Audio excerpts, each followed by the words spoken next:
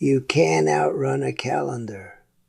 It doesn't matter how much you paid for something or who gave it to you with love in their eyes. Every single object in your home has a hidden expiration date. It's not printed on the box. It's printed on the finite number of days you have left to use and enjoy it. We spend the first 60 years of our lives proving we are enough by what we accumulate. If we are wise, we spend the rest of our lives proving we are enough by what we let go of. This isn't about stark minimalist rooms. It's about freedom. It's about choosing to be a captain, not a captive. Look around your living room right now. Is it a comfortable ship, ready for the most important voyage of your life? Or is it a heavy iron anchor, holding you fast in a harbor you were meant to leave years ago? If your home is filled with someday projects and just-in-case items, you're not living. You're serving a life sentence in a prison of your own past. In my workshop, there's a magnificent old handsaw, a Diston from the 1940s, with a handle carved from apple wood, polished smooth by my grandfather's palm, then my father's, then mine. The steel still sings when you pluck it. I can smell the linseed oil and a faint memory of cedar dust when I open its case. With that saw, I built a cradle for my son Carmine in 1979. I built the bookshelves that held his college textbooks. My hand used to know the weight and balance of that tool better than it knew anything else. Now that same hand is a gnarled map of arthritis and lost strength. The saw weighs more than a memory. It weighs like an accusation. To lift it is to be reminded of the grip I've lost. It's a beautiful, heavy, useless monument to a man I no longer am. It's proof that my body has finally cashed a check my stubborn pride is still trying to write. It's no longer a tool. It's a tombstone. Every room in your house is filled with these tombstones, isn't it? The expensive sewing machine you no longer have the eyesight to thread. The set of golf clubs from a man who is only a photograph now. We call it a home, but it's not. It's the museum of who we used to be, and we are its tired, unpaid curators. We dust off relics of past identities, guarding them from a future that has already arrived. For years, I guarded that saw as if it were a holy relic. And for what? To have a daily, painful reminder of what I could no longer do? It was a special kind of madness.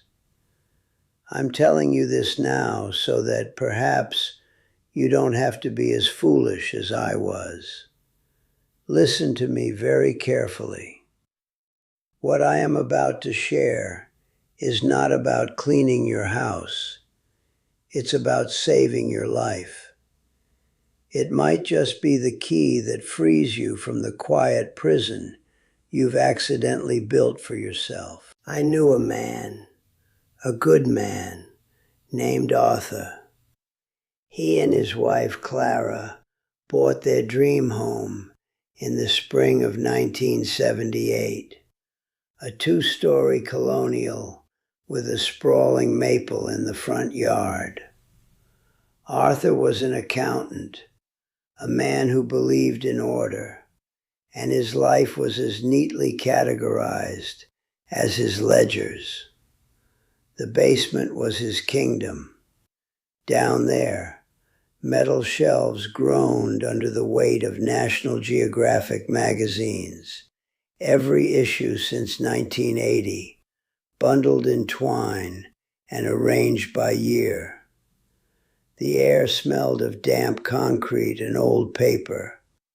Cans of paint from a bedroom renovation in 1995 sat in a perfect row, their lids sealed with rust. He believed that to be prepared was a virtue, and his basement was a testament to that belief. It wasn't clutter to him. It was a library of readiness, a fortress against the unpredictability of the world. It was a beautiful, tidy, and ultimately useless illusion of control over time itself. Upstairs, Clara curated her own collection of ghosts. A glass-fronted cabinet in the dining room held every single porcelain doll her mother had ever given her. Their painted eyes stared out from behind the glass, their lace dresses stiff with age. A fine, even layer of dust had settled on the shelves, a delicate gray shroud that hadn't been disturbed in over a decade. In the kitchen pantry, behind the sacks of flour and sugar, sat 3 different coffee makers, all still in their boxes. "Just in case the good one breaks," she'd say with a nervous laugh. The house was a monument to intentions. The dolls were meant to be appreciated. The paint was meant for touch-ups. The coffee makers were meant for a future emergency. But that future never arrived. The house wasn't a living space anymore. It had become a quiet, stagnant archive of one day. Then, in the late autumn of 2020, one day arrived, but not the one they had planned for. Clara had a bad fall on the stairs. She was okay, but the doctor was firm. The 2-story house had become a 2-story threat. They had to move, and they had to do it quickly, before the winter snow made it impossible. Suddenly, a 30-day closing date on a small, single-level apartment became a ticking clock. The moving itself wasn't the hard part. It was the purging. It was the brutal, forced reckoning with 40 years of accumulated life. The house they had loved, the fortress they had built, was now a labyrinth they had to escape. The sheer volume of their past was suffocating them.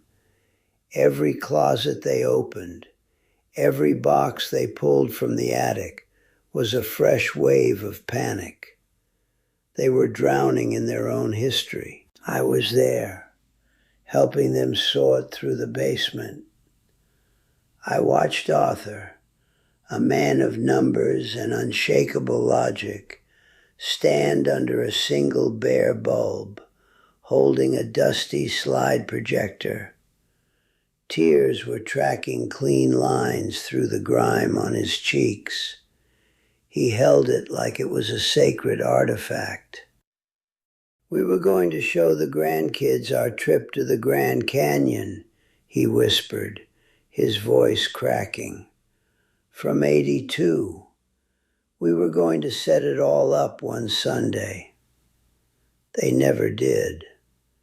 The grandkids weren't interested in slides. They had phones. Under the crushing pressure of the closing date, he wasn't curating his legacy. He was triaging it. He wasn't passing on a memory. He was deciding what piece of his life was worthy of landfill space. The weight of that projector wasn't just metal and glass. It was the unbearable weight of a future that had expired. Their last week in that house was not a peaceful farewell. It was a frantic, soul-crushing race against time.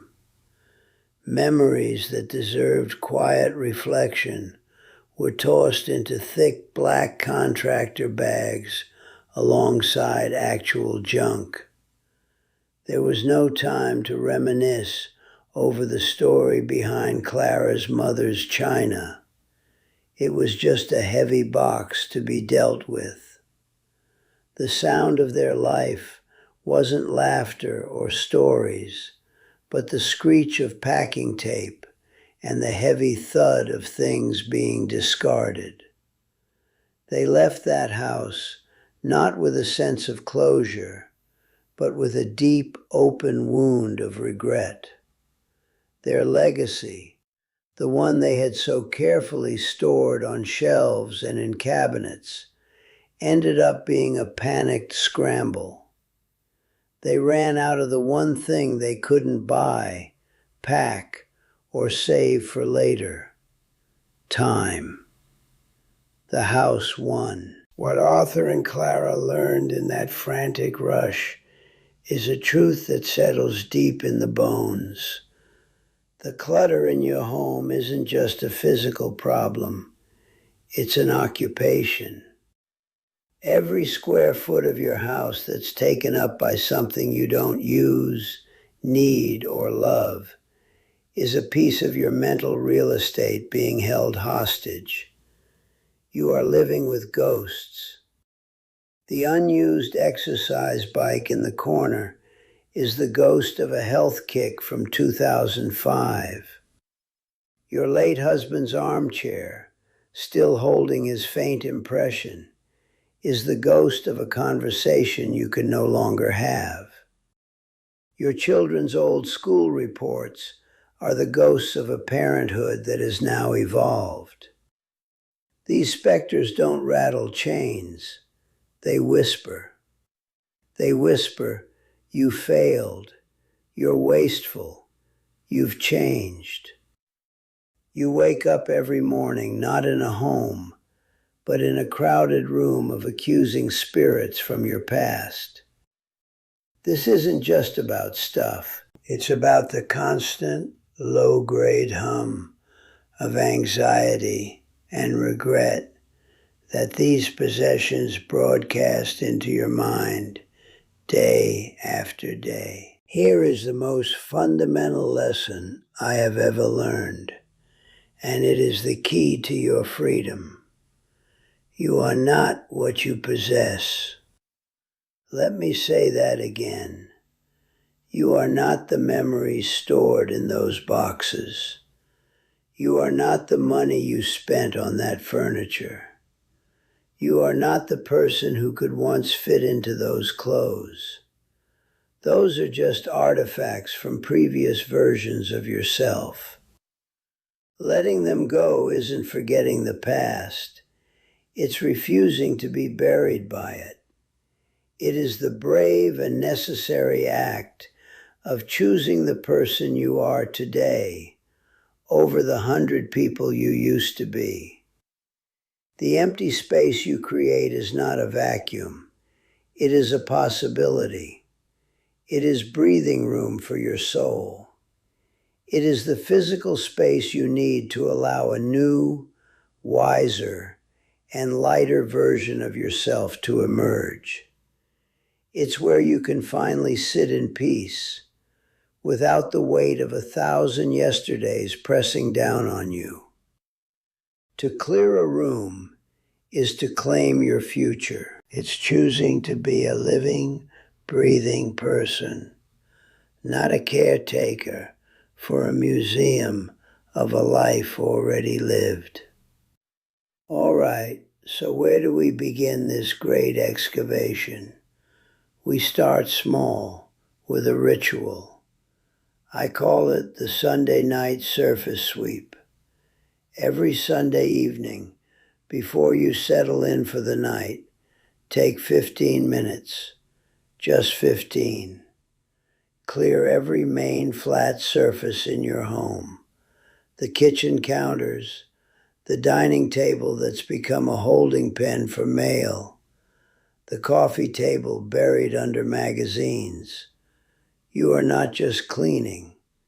You are resetting your life for the week ahead. You are sending a powerful, unspoken message to your own mind. I am in control. I have a clean slate. Chaos breeds anxiety.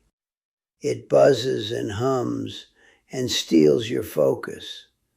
But order, even in a small dose, cultivates peace. It gives your eyes and your soul a place to rest before the battle of Monday begins. It's the simplest form of self-defense I know. Next, we must confront the ghosts of our children's futures. I call this the heirloom hostage test. Go and pick one item, just one, that you are saving for the kids. That heavy oak dresser, your wedding china, your father's watch. Now, you must perform an act of terrifying bravery. Call them and ask them directly, without a hint of guilt in your voice. I have this for you. Do you truly want it? Be prepared for a polite, no thank you. This is not a rejection of you. It is an act of liberation for them. You are freeing them from the future burden of storing your memories. A loving legacy is found in stories and values, not in a set of 12 dusty dinner plates. You are not a storage unit. Free your children, and in doing so, you will finally free yourself from being the unpaid guardian of their future guilt. Memories are not made of paper and glue. They are made of heart and soul. To prove this to yourself, I want you to digitize one memory a day. Just one. Find a photograph that makes you ache with love. A yellowed letter. One of Carmine's kindergarten drawings of a six-legged dog. Take a high-quality picture of it with your phone. Save it to a special folder named The Good Stuff. Look at the image on the screen. The feeling is still there, isn't it? The memory is safe. Now, with reverence, let the physical copy go. You are not destroying the past. You are learning that the memory is not in the crumbling paper. It is inside you. You are preserving the pure emotion while releasing the decaying physical anchor that keeps your ship from sailing. This is how you learn to travel light. The clutter didn't arrive in a day, and it won't leave in a day. The real work is stopping the slow, steady creep of more. That's why you must adopt the 1 in, 2 out mandate. This is not a diet. It's a non-negotiable law for your home. For every new item that crosses your threshold, except for food and medicine, 2 similar items must leave. You buy a new sweater, 2 old ones are donated. A new book arrives from Amazon, 2 paperbacks go to the library book sale. This is not about deprivation. It's about conscious consumption. It forces you to become the vigilant gatekeeper of your own space and sanity. It makes you ask the critical question before you buy. Is this new thing really worth the peace I will have to sacrifice to make room for it? Most of the time, the answer is no. Your home should serve you, not the other way around. It must be a partner to the body you have today, not a monument to the body you had 20 years ago. This is the pain point priority. Identify one single area in your home that causes you daily low-grade physical friction. That cabinet that's just a little too high to reach comfortably. The heavy box of winter boots you have to drag across the floor. The cluttered path to the bathroom that's a trip hazard in the dark. Today, spend 20 minutes, just 20, making that one spot easier, safer, or more accessible. Move the plates to a lower shelf. Put the boots in a smaller, lighter container. Clear the path. This is an act of profound self-respect. It is choosing ease over ego and quiet daily comfort over the stubborn pride that says, I should still be able to do this. Now we must go to war with the three most dangerous words in the English language. Just in case. These words are the prayer of the anxious mind. I want you to build a graveyard for them. Get a sturdy cardboard box. For the next 30 minutes, walk through your house and collect all the just-in-case items you can find.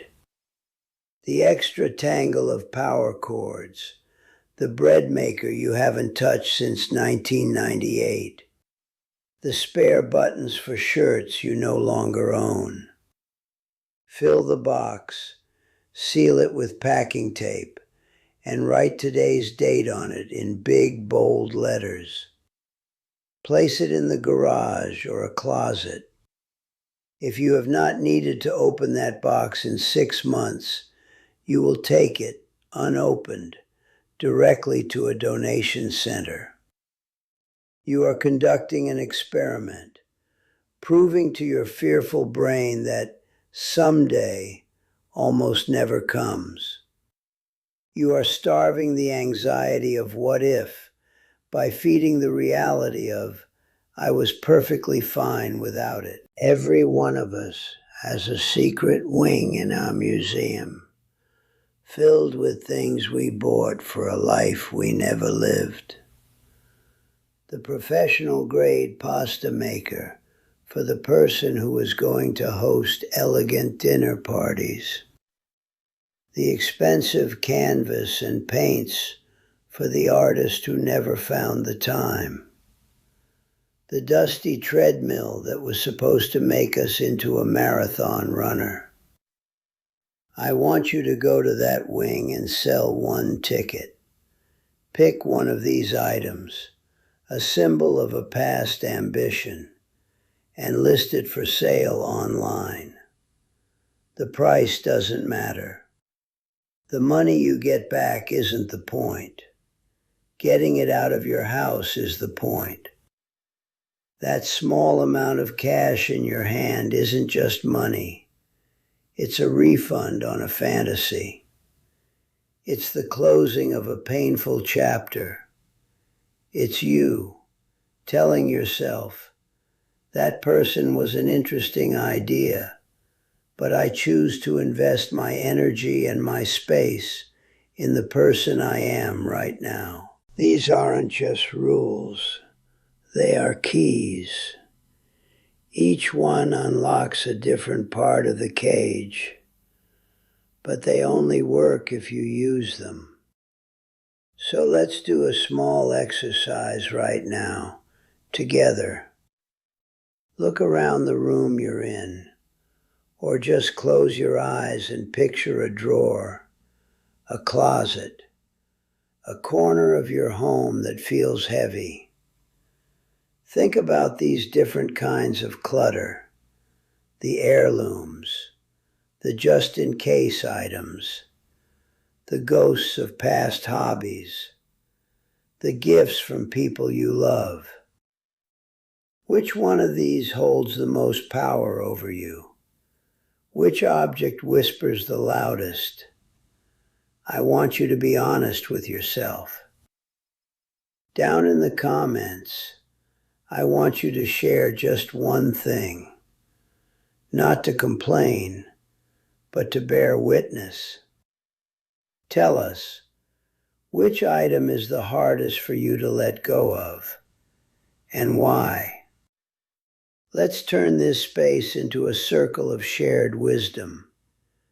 Your struggle might be the permission someone else needs to finally let go. You think you have time. You don't. You believe all this stuff is an asset, a savings account of memories and value. It is a debt that will be called due on the worst possible day of your life. The real cost of ignoring this isn't measured in square feet. It's measured in freedom. Your final, most precious freedom. The freedom of choice. Right now, you get to decide when and how to part with these things. But if you wait, an event, a health scare, a fall, a sudden financial need will make the decision for you. And it will be a brutal, merciless one. Remember this: you cannot get a loan for retirement. You can't borrow against the sentimental value of your mother's china. In fact, that value becomes negative. It costs real money to have it hauled away. That fortress of possessions becomes a financial trap. And your children, already grieving, are the ones who will have to pay the bill, not just with money, but with their own precious time and peace of mind. And the cost is not just financial. It is paid in flesh and bone. Your body is changing, and it needs a home that helps it, not a home that actively tries to injure it. That rug you always catch your foot on, that heavy box you have to shuffle around, those are not just annoyances. They are ambushes. They are accidents waiting for a moment of fatigue to strike. The day will come when the clutter in your home becomes the deciding factor between your independence and a supervised living facility. When that day comes, your children, overwhelmed with stress and sorrow, will be forced to excavate your life in one frantic weekend. Find a piece of paper and a pen. Right now, I want you to write down 3 things, just 3, that you have been saving or putting off for someday. It might be using your mother's china. It could be starting that photo album project. It could be wearing that expensive perfume. Next to each one, I want you to physically cross out the word someday and write in big, bold letters, this month. That is your new contract with yourself. This is the real work. It's not about having a tidy house. It's about refusing to have an empty life. If you are truly ready to learn how to walk with lightness and reclaim your final, most important years, then subscribe to this channel. Consider it your pact, your commitment to stop waiting for a life that is already here. Now go live your life. I'll see you in the next one.